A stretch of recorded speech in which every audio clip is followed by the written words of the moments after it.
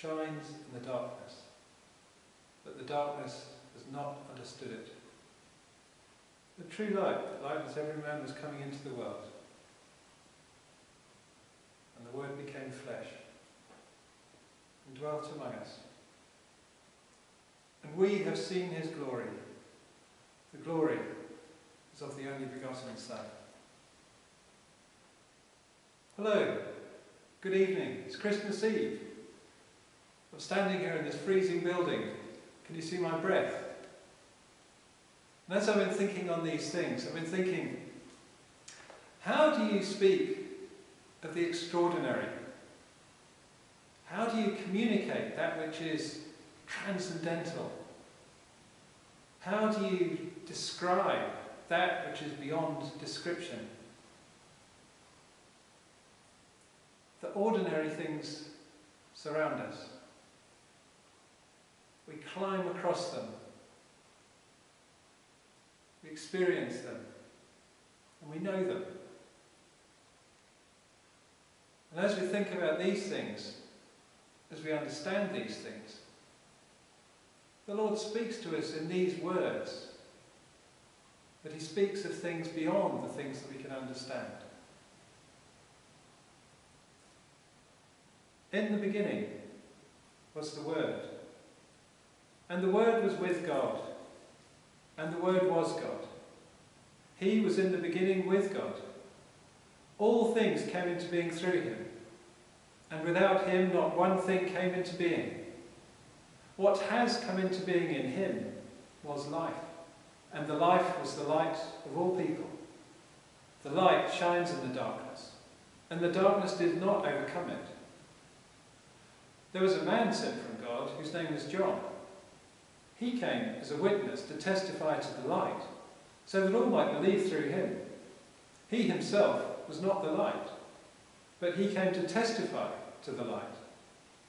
The true light, which enlightens everyone, was coming into the world.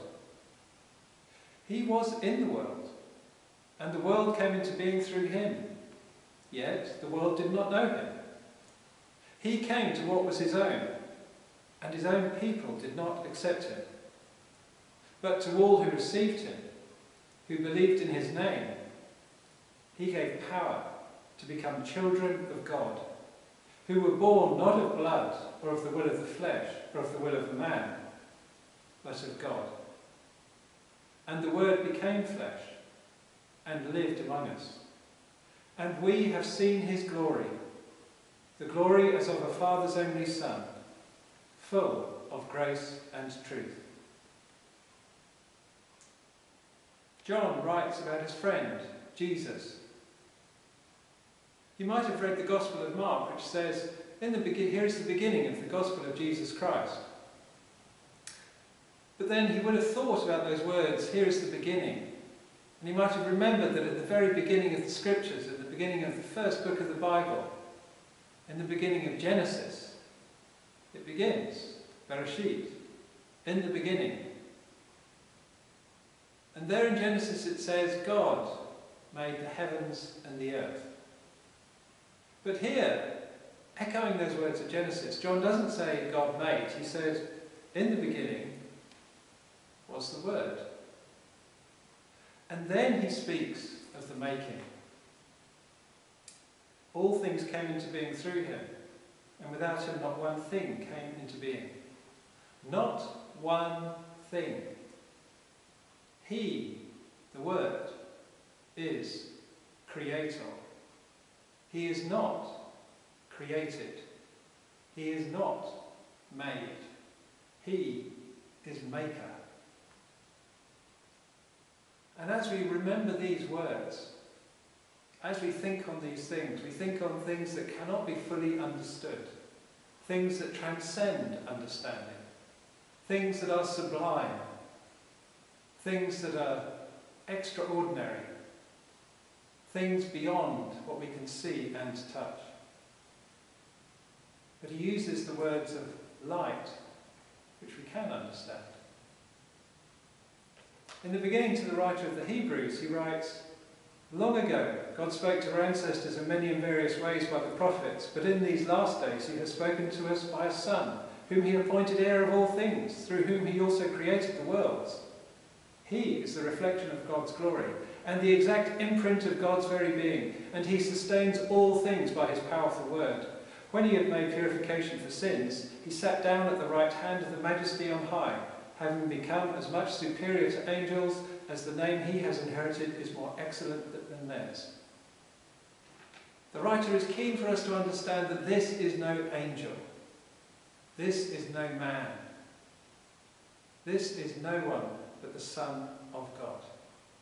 This day I have begotten you, he said. In the beginning you founded the earth, and the heavens are the work of your hands. They will perish, but you will remain. They will wear out like clothing, like a cloak you will roll them up, and like clothing they'll be changed. But you are the same, and your years will never end. John and the writer to the Hebrews speak of Jesus, the Son of God. And both these passages want us to understand these are sublime things. These are transcendent things. These are glorious and splendid and mysterious things. How is it that the word of creation, the one who made the heavens and the earth, the one who is above all things and beyond all things, the one beyond our imagining, the one whom we can neither see nor touch, how is it that he became a child? How is it that he became a man? How is it that he put on flesh like one of us?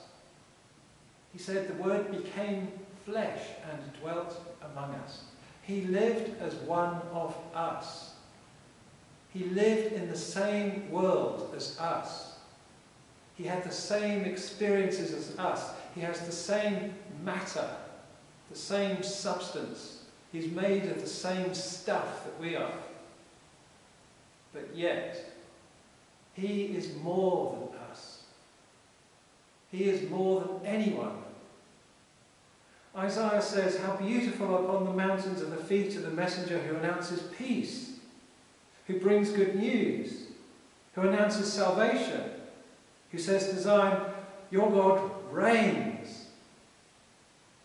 This peace, this good news, this salvation is the reign of God. They're the same thing. And Isaiah goes on to say, "Your sentinels lift up their voices, they sing for joy, for in plain sight they see the return of the Lord to Zion. Break forth into singing, you ruins of Jerusalem, for the Lord has comforted his people. He has redeemed Jerusalem." And how's he going to do this? He's going to do this through his Son, whom he appointed heir of all things, the Word that became flesh. It says in Isaiah, "The Lord has bared his holy arm before the eyes of all the nations, and all the ends of the earth shall see the salvation of our God." And this is how he did it. How he bared his arm. How he showed his strength. How he showed his might. He became flesh. He became a man and lived among us. And this is how he showed all the world his glory and his salvation. By becoming a man. By becoming flesh. Not born of a man's will. Not born in the usual way. Not conceived in the usual way. But born of God. When Mary heard the news from the angel, which we heard last week, she said, "How can this be?" she said. "I've never known a man."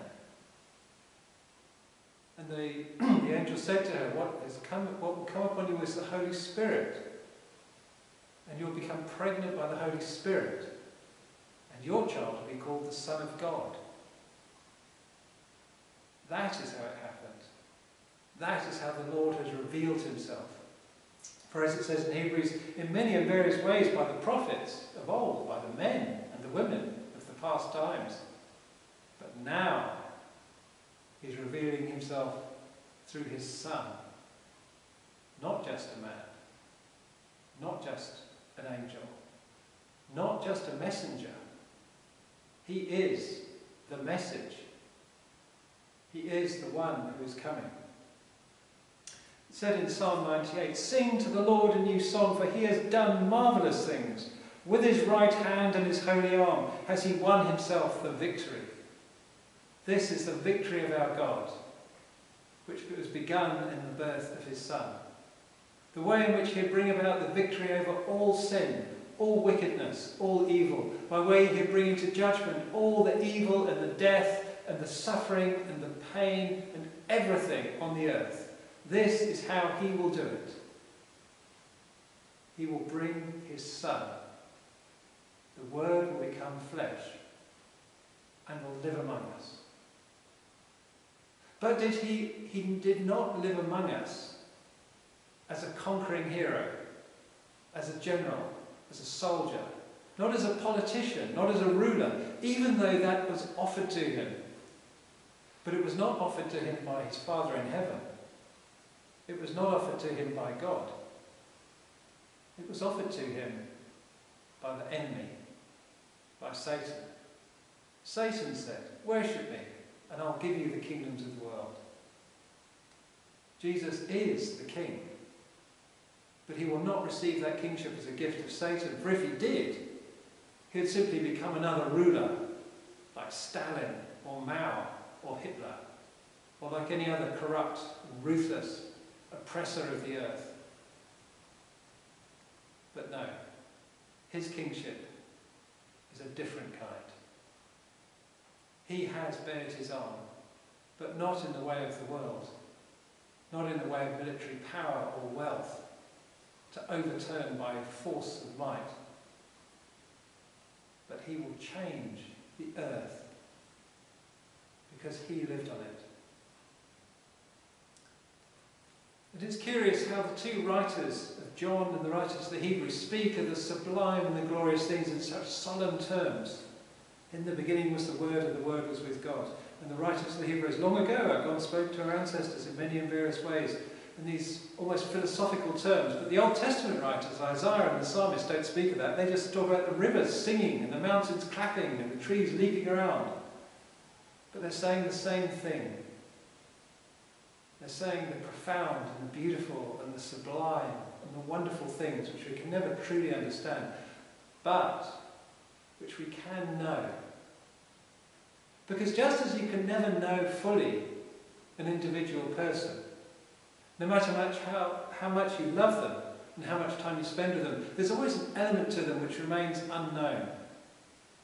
And that unknown element is the bit which you pledge yourself in faith and love. You trust them, even though you don't quite know.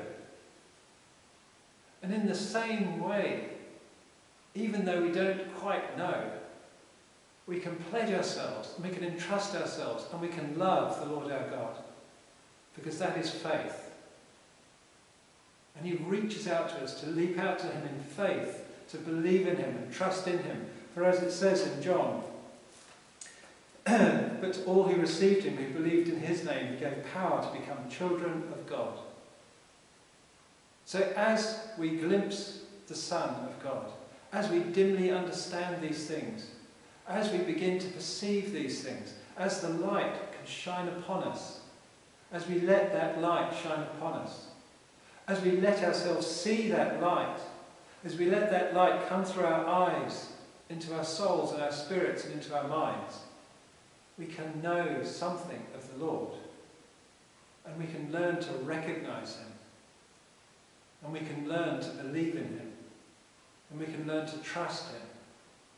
We can have faith, and we can love him.